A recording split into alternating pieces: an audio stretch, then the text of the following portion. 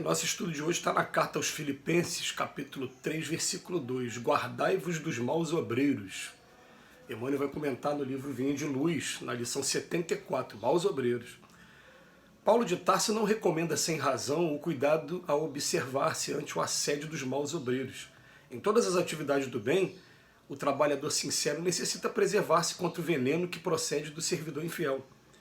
Enquanto os servos leais se desvelam, dedicados nas obrigações que lhes são deferidas, os maus obreiros procuram repouso em débito, conclamando companheiros à deserção e à revolta.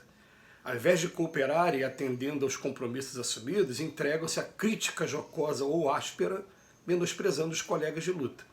Estimam as apreciações desencorajadoras, fixam nos ângulos ainda inseguros da obra e execução, despreocupados das realizações já feitas, manuseiam textos legais a fim de observarem como farão valer direitos com esquecimento de deveres.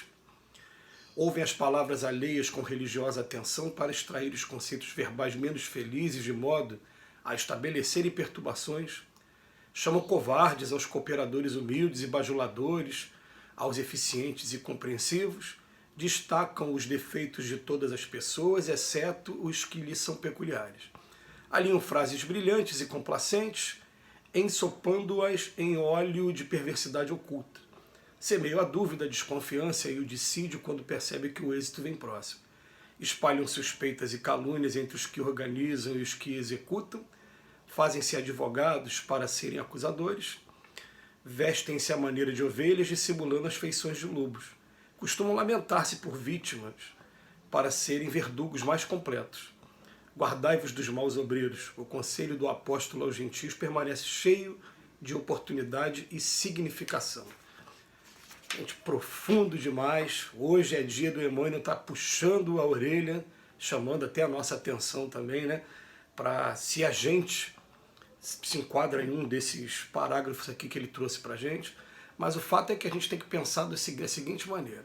O servidor mesmo, de verdade, quando ele já teve a plena noção de tanto trabalho que ele tem para realizar, ele não tem tempo para crítica, ele não tem tempo para reclamações. Ele simplesmente começa a fazer a parte dele, independente de qualquer outra pessoa, e se puder depois pegar a parte dele e levar para uma instituição, conseguir agregar mais pessoas, ótimo, mas ele simplesmente começa a fazer de coração. Estou falando isso porque o que acontece, né? Eu fico vendo companheiros que eles não precisam de uma instituição religiosa para comprar uma quentinha na loja, fazer comida em casa, botar na quentinha e levar para a rua para entregar para o morador de rua. Não precisa também da ajuda de ninguém para pegar um instrumento musical e ir até um hospital e começar a fazer a sua parte tocando músicas, né, levando consolo para quem está doente.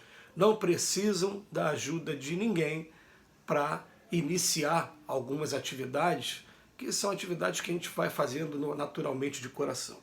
Agora, quando você leva para um determinado trabalho, né, você quando começa a ficar no campo coletivo, começa a vir as críticas, a gente tem que aprender a enxugar quais são as críticas que são realmente construtivas, que vão estar ajudando, ou as críticas que são para desestimular. O fato é que é muito comum aqui no mundo que a gente vive, quando a gente começa a fazer qualquer trabalho desse jeito, a gente receber críticas. A primeira crítica que a gente recebe acaba sempre sendo da própria família, né, porque cada um quer agir no centro do seu interesse e acha que o outro só estaria certo se estivesse agindo da maneira como ele acha que deveria ser. Então, se são religiões diferentes dentro da mesma casa, a pessoa vai querer levar para o lado religioso e falar, é por causa da religião que você está fazendo dessa maneira. Mas também, quando é da mesma religião, você vai falar, você está abrindo mão de ir para o trabalho, está deixando a família de lado para ir trabalhar, vai ser para arrumar uma desculpa. E a verdade é que quando o coração da gente bate mesmo, a gente vai fazer aquilo e vai fazer aquilo porque a gente sente aquele capítulo que tem no Evangelho, né, o dever, a gente sente que é um dever nosso. Então a gente levanta a cabeça e fala, não, peraí, esse tipo de coisa eu vou fazer assim. Então, por exemplo, no meu caso pessoal, né, toca o telefone e tem alguém doente, está pedindo uma visita, eu não penso duas vezes, eu me levanto, é isso que eu gosto de fazer, é isso que eu quero fazer, e não tem ninguém me mandando, eu faço naturalmente, porque na minha cabeça isso é um dever meu. Então o que acontece? É isso que acontece com o trabalhador mesmo. Mas, é claro, a gente vai encontrar pessoas que... A gente vai partir daquele princípio, né, que Jesus falava assim, Pedro, você é pescador, né? eu vou te tornar pescador de homens, segue-me. A gente às vezes fica querendo dar oportunidades, né, trazer novas pessoas para estar trabalhando também, e cada um tem um temperamento diferente, a gente vai encontrar fatalmente esses parágrafos aqui que a gente viu, falando dos maus obreiros. E uma coisa que é principal aqui dentro, de todos esses que eu li aqui, pelo menos na nossa prática, aqui na nossa vivência prática, a crítica é um dos piores, é um daqueles que podem, a crítica é destrutiva, é claro, é aqueles que podem, né, desestimular o trabalhador e fazer com que o trabalhador abandone as tarefas dele e entre de novo naquela vida comum sem estar fazendo nada que possa estar fazendo a diferença para as pessoas. E a gente vai começar a pensar no seguinte, né? A gente vai pensar assim, gente, não existe perfeição na Terra. Todo mundo que vai começar a fazer um trabalho coloca o seu personalismo na frente, coloca um pouquinho do seu ego, mas a gente vai estar o tempo todo pedindo a Deus mesmo, pedindo aos bons espíritos, falando para ele, não deixa o meu ego falar mais alto não, me ajuda para que eu controle, me ajude a preservar de mim mesmo, né? Porque você vê a felicidade das pessoas quando as pessoas têm a oportunidade de trabalhar, como elas se sentem, como é que a vida delas modificam. Isso é um estimulante para a gente continuar fazendo trabalho, até que mostra a gente que a gente está no caminho certo mesmo. Você vê assim, um trabalho tão pouco tempo, tão pequeno, e algumas pessoas, obrigado, porque se não fosse por você, a gente não teria nem conhecido esse trabalho. Obrigado que foi você que me chamou para entregar quentinha na rua, foi você que me chamou para entrar nesse ou naquele trabalho, e as pessoas ficam felizes, né, com esse trabalho, e aquilo vai, de alguma maneira, modificando. Ela vai começando a se interessar por estudar mais o Evangelho, vai começando a se interessar por estar cada vez mais se melhorando, porque a primeira etapa é o estudo, a segunda etapa é você praticar aquilo que você estudou, né? Então, a coisa vai funcionando a partir do momento que você coloca suas energias em movimento. Agora, é claro que a gente vai ver que com calma, eu não vou nem ler esses parágrafos aqui de novo, nenhum deles, né? Mas a gente vai fatalmente encontrar pessoas que estão tomando uma ou mais dessas atitudes aqui, e no meio dessas atitudes a gente vai pensar assim, ó, ali está uma pessoa que está precisando de muita ajuda também.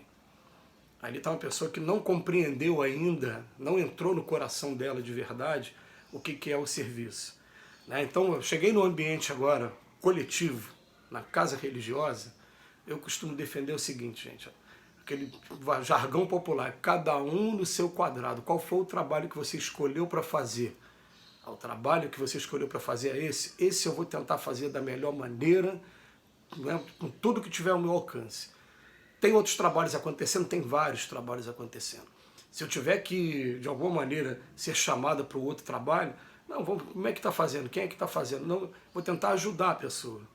Mas, olha bem, sem querer impor a minha maneira de fazer para aquela pessoa, porque se eu impuser isso, eu, de repente vou estar afastando a pessoa e ela está encontrando os momentos dela de paz e de felicidade naquilo que ela está fazendo. Um exemplo que eu já usei aqui algumas vezes, eu devo ter falado disso pelo menos uma vez, desde que começou esse estudo aqui do Emmanuel. Uma vez a gente tem um trabalho que a gente entrega presente para 1.600 crianças todo final de ano. E é um número grande. Cada kit tem roupa, calçado e brinquedo. São 1.600 padrinhos que a gente corre atrás para depois fazer essa festa lá para as crianças. E eu, como sou uma pessoa organizada, eu cheguei um pouquinho antes, na primeira vez, nos primeiros trabalhos.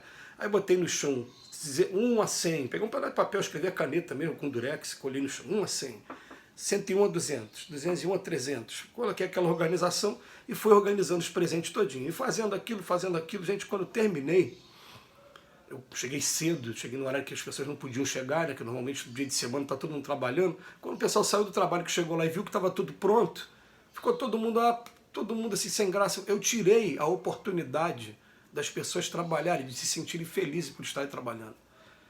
E eu falei, não posso fazer isso. Eu tenho que começar o trabalho, né, dou o pontapé inicial, né, agora deixa que eles façam, porque no final do dia eles vão falar assim, ó, eu hoje ajudei a uma obra social, ajudei um trabalho que é bonito, que vai dar alegria para muitas crianças.